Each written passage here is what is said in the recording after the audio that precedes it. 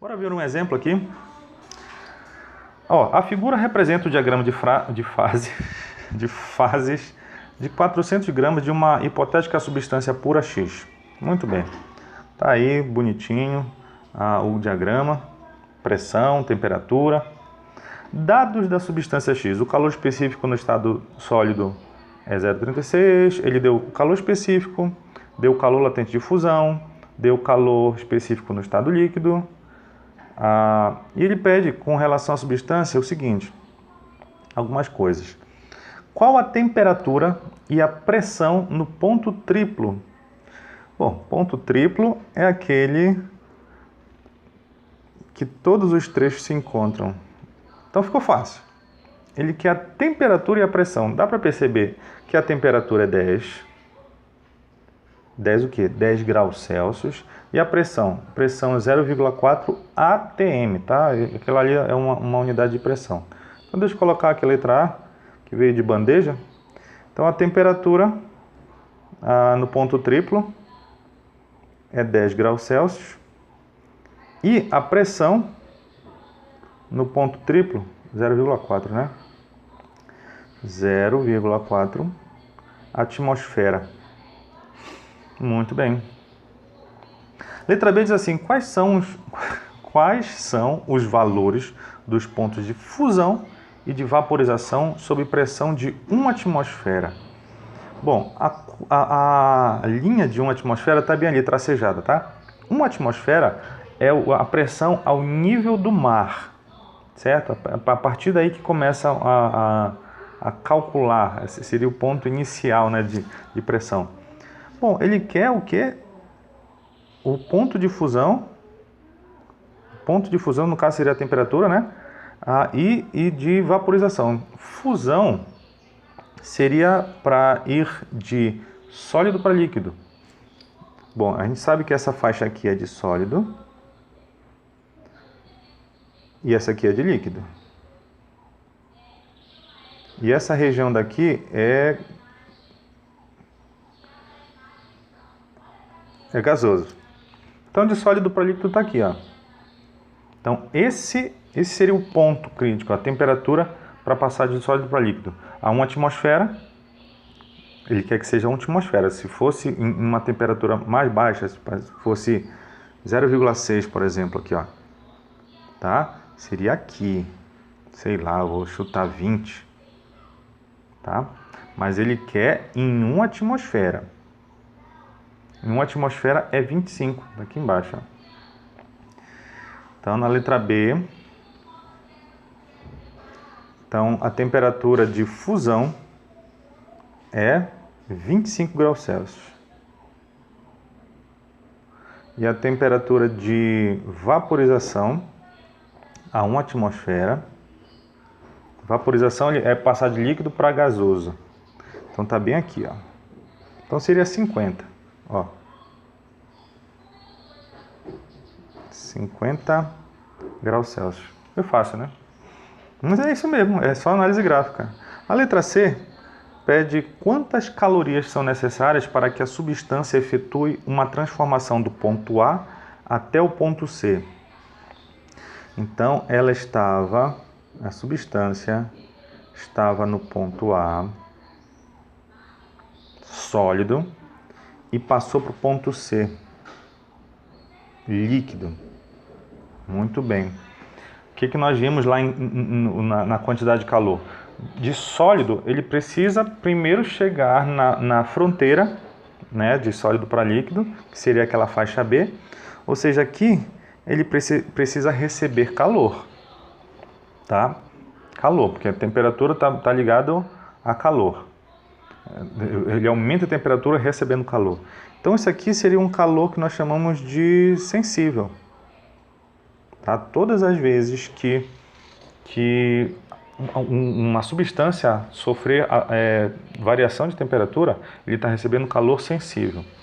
Muito bem. Sobre o calor sensível, quantidade de calor sensível, no estado sólido eu tenho esse calor específico. Bora calcular ele. Então, calor sensível, Mr. Cão, A massa, 400, né, se não me engano, 400 gramas. 400 gramas da substância. O calor específico C, no estado sólido, 0,36. Cuidado, ver se as unidades estão tudo ok, né? Ó, caloria, grama, grau Celsius. Está tudo em caloria. O resultado vai ser em caloria, a massa está em grama e a temperatura em graus Celsius. E a variação de temperatura, o delta θ ali? Bom, ela estava de A para B, tá? Ela estava em 10 e foi para 25. Então ela variou de 15. De 15. Então o calor sensível recebido aqui foi de 2.160 calorias. Ele quer saber... Não, ainda não é o resultado final aqui, tá? Esse é o primeiro calor que ele recebeu. Beleza. Só que agora, no ponto B, para ele transpassar de sólido para líquido, nesse ponto exato aqui, ele recebe o que nós chamamos de calor latente.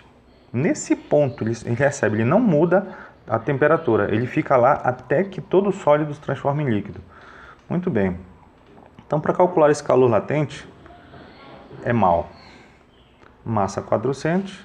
Qual o calor latente dessa difusão, tá? Então tá aqui, olha, 28. Então, 28. Então, o calor latente deu 11.200 calorias.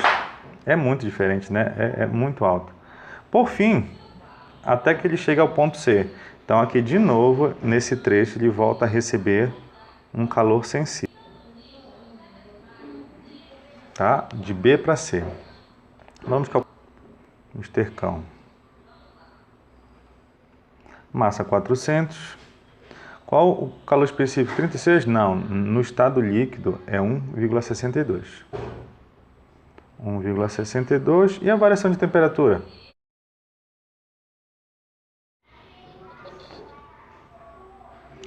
A variação de temperatura, bom, ele foi de 25 para 40.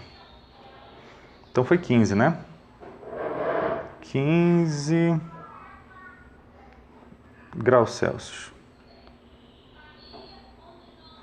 Então ele recebeu um calor sensível de 9.720 calorias. Agora é só somar tudo, né? Ele recebeu 2.160 para ir até o ponto de fusão. Recebeu 11.200 para transformar em líquido e 9.720 para, por fim, chegar até o outro estado, que resultou em 23.080 calorias. Você confia esses cálculos, tá? De repente eu posso estar errando alguma coisa. Beleza. Bora finalizar aqui com dois assuntos interessantes. O primeiro deles é que nós chamamos de higrometria.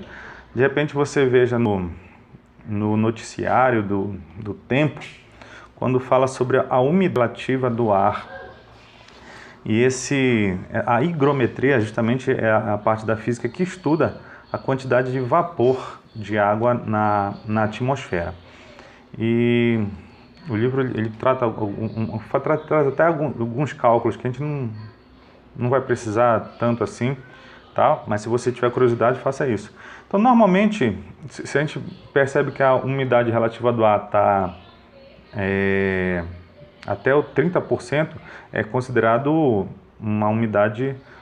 esse ambiente é considerado seco. E nós temos, né, aqui a região de Goiás, ela normalmente fica brigando com essa umidade relativa, tá normalmente nesse ponto. Por outro lado, a umidade por volta de 90% é alta, né? No caso já é minha região lá, região norte. Só que isso aumenta a sensação de calor. Ela dificulta a transpiração, ela reduz. E isso é que causa uma sensação desagradável. Quando a gente acabou de tomar banho, a gente já sai suando do banheiro. Então, se eu tiver um ambiente, por exemplo, de 100%, como dentro de uma sauna, esse ambiente já está saturado, né? Então, já atingiu, essa pressão de vapor de água atingiu o máximo naquela temperatura. tá? Então, esse ponto, a temperatura em que o ar fica saturado de vapor de água é conhecido como ponto de orvalho. Então, essas seriam umas informações interessantes sobre higrometria, que é interessante, mais para você ter essa informação sobre umidade relativa do ar, vai que você encontra por aí. Bora encerrar, ainda puxando a aula anterior de estados físicos, né? Faltou a sublimação e ressublimação, que é o quê? É a passagem da matéria do estado sólido para o gás, direto, sem passar pelo líquido. Então aqui eu tenho duas substâncias, uma delas é a naftalina, não sei se você conhece essa, tá? Que é a figura da esquerda, e nós temos o gelo seco, ou CO2, certo? O dióxido de carbono. São duas substâncias que elas passam direto. No caso da naftalina, essa passagem do sólido para o líquido normalmente é colocado para repelir traça, barata dentro da roupa, né? E exala um cheiro, né? Um cheiro que nem todo mundo gosta. Já o gelo seco, a gente tem o efeito visual dele, né? Principalmente quando é contato com a água, a gente percebe as bolhas saindo do gelo seco. Ou então, como você está vendo, o próprio vapor ali, né? Então essa seria a última mudança de estado que nós precisamos estudar. De sólido para gás, sublimação de gás para sólido, ressublimação. Ok? Eu penso que você não vai ter problema, mas se tiver, estou à disposição de vocês. Abraços!